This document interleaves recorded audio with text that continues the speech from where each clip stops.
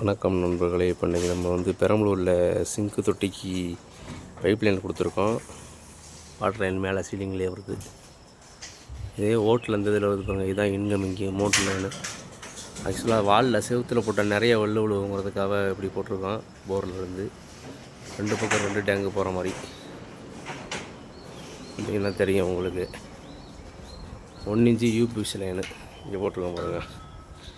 So ஒரே போர் 3 delivery. இது ஒரு பக்கம் போகிறது, இந்த 1 இன்ச் வல்வு 2 வேறு பக்கம் போகிறது.